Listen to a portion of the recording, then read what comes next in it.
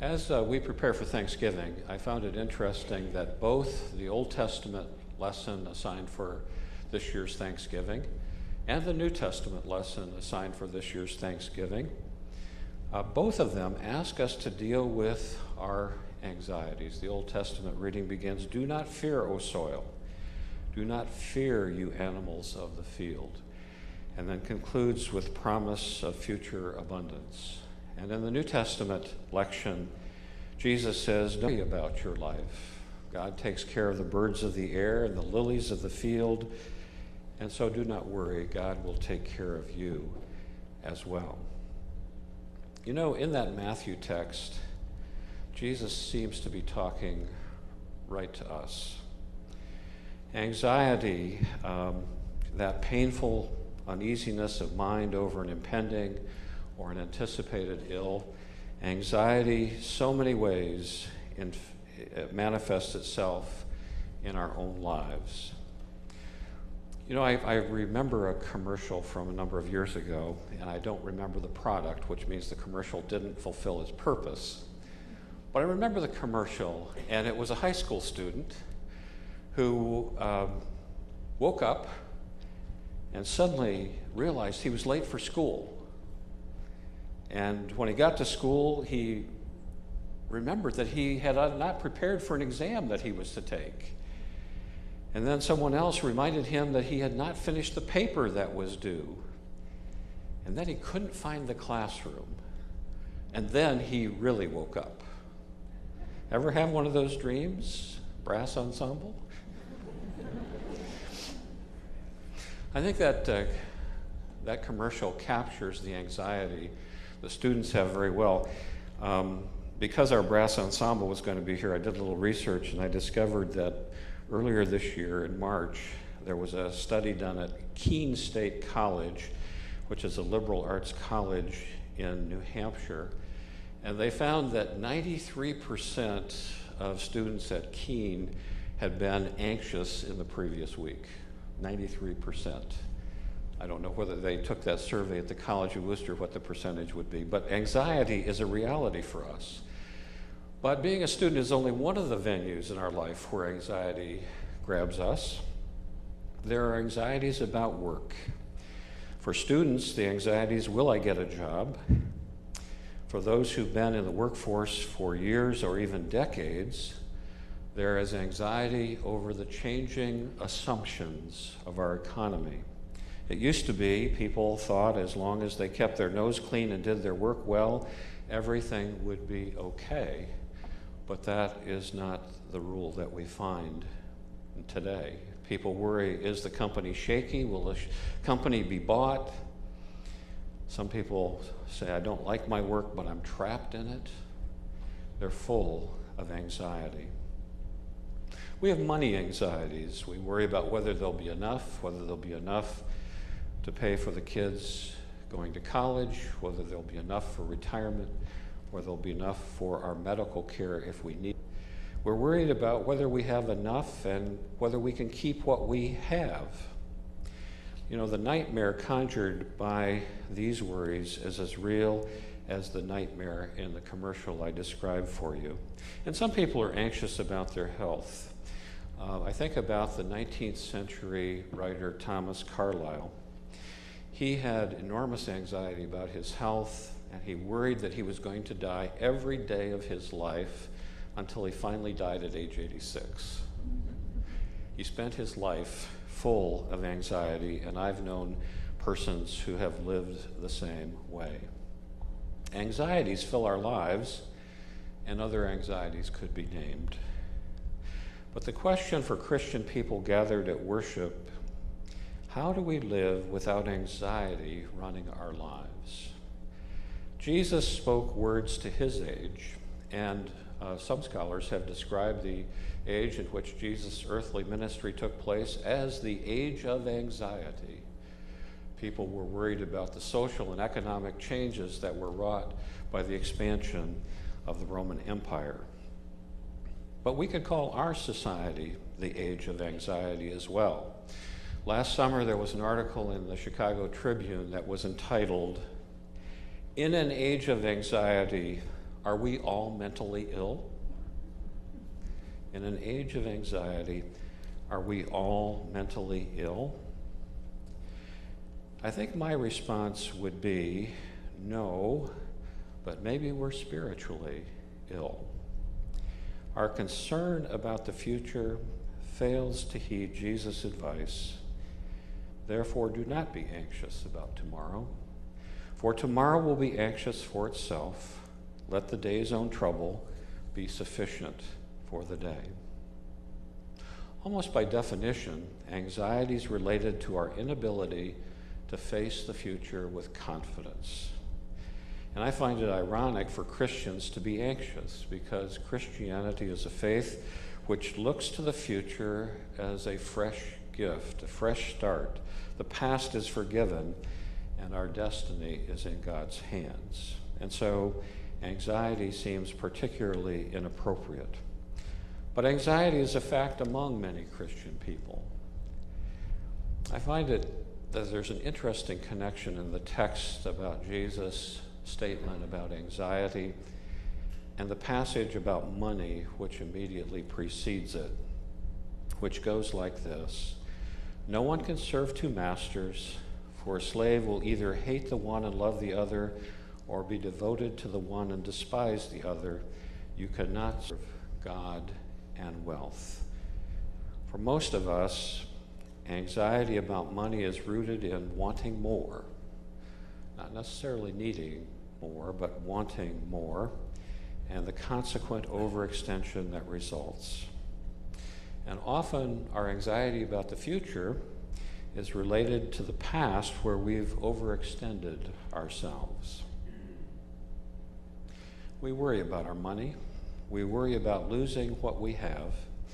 And that's why many centuries ago, St. Francis of Assisi took a vow of poverty and went about helping all in need. And when the local bishop confronted him about how impractical his style of life was, this was his response: if we had possessions, we would need weapons and laws to defend them. This would sometimes prevent us from loving God and our neighbors.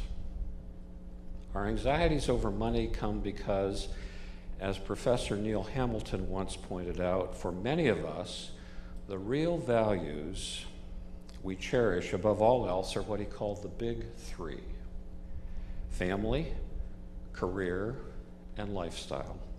And when we experience conflict between these values and our professed Christian values, the big three often win out. Now, there are real extremes that our anxieties can drive us to. I know a case, a pastor told me of a man who had a lump in his side, and both of his parents had died of cancer. He became extremely anxious about this, and in fact committed suicide because he was afraid he was going to die of cancer. And in the autopsy, they discovered that the tumor he had was benign. Now, that's an extreme example, but more commonly, our anxiety about tomorrow robs us of today, and may rob us of tomorrow, because while we may not add to our span of life by being anxious, we certainly can subtract from our span of life by being anxious. The basis of our problem is theological. Is God in control? Is God ultimately sovereign? Do we believe what it tells us in Romans chapter 8, that God works for good with those who love him, who are called according to his purpose? We need to face the future with confidence. We need to be able to tell the difference between the things we can and can't control. And one of the great helps for many people in this regard is the Serenity Prayer, which you'll find on page 459 in your hymnal, I believe. God, grant me the serenity to accept the things I cannot change, the courage to change the things I can, and the wisdom to distinguish the one from the other. Our anxieties about work, our anxieties about school, our anxieties about health, our anxieties about money, even our anxieties about church. It would be so different if we really prayed that prayer. Do you believe that God is in control? And do you believe with Romans 8 that God works for good with those who love him, who are called according to his purpose? What does it look like when we live without anxiety? I once saw a documentary on Mother Teresa, who trusted in the providence of God and gave the future to God. By the way, I want to put a little disclaimer in here. That doesn't mean we don't plan. It's just that we don't plan anxiously. Mother Teresa put her trust in the providence of God and gave the future to God and just got at the tasks at hand. And what you see on her face is joy. That's what it's like to live without anxiety. And I believe these passages remind us that if we want to be thankful, truly thankful, we've got to deal with our anxieties. We need to be thankful as we look back on our lives and interpret our lives through the blessings we've received. And we need to be thankful as we look forward, confident of God's future blessings in our lives. And so I would say to all of you as you prepare for Thursday, that day of the 3 F's, food, family, and football, let go of your anxiety and enjoy Thanksgiving, offering your true thanks. Amen. As we prepare for a time of prayer today, there are several prayer concerns I want to share with you. First of all, I shared at 8:45 a concern for Rick Fash, who was hospitalized this week, but he showed up at the 11 o'clock service, and we need to continue our prayers for his full healing. It's good to see you, Rick. We need to pray for our teenagers who are all on retreat this weekend, that they would be safe and return home, having received the blessings of a week away. And I also would share with you that we need to give thanks for what God does in our midst. We've been celebrating over the last few weeks, and we will continue to celebrate the way that God works among us, using our generosity for ministries that accomplish God's purpose.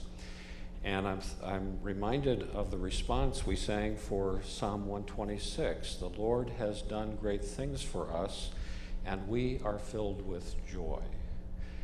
One of the ways that God works among us is not just using our generosity to accomplish his will, but through a discernment process. And some of you, maybe many of you, were at our church conference earlier, and we did some discerning at that church conference, and our church council will be continuing that discernment process, looking to refine the strategic goals for our ministries in the coming year. And so I'm going to ask you to keep our church council in your prayers Tuesday night as they continue this process of discernment. These are some of the issues that were discerned from our discussion at church conference. Community building within the Worcester United Methodist Church to increase connections of church members.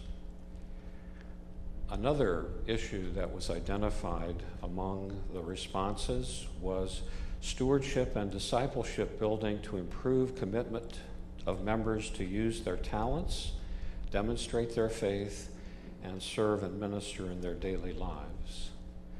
And another response that came through the discernment of church conference was that we need to share our faith by fulfilling our membership vows to witness. And a fourth cluster of inputs was welcoming and meeting needs of diverse groups by providing programs that meet diverse needs. And the last grouping that was discerned at church conference, community outreach by using our downtown location and resources in collaboration with others to address community needs. And so I'd ask you to keep the church council in your prayers as we continue that discernment process. Are there other concerns or celebrations you'd like to share before the prayer? I have one. Yes. I just want to thank the youth again. They helped me at my mom's house. I'm all moved now. And we had John and Naomi and Levi, Kristen, Mickey, and Emily, who were there this week. You guys have a great youth, and I really appreciate their help. Thank you, Jeannie. Any other celebrations or concerns?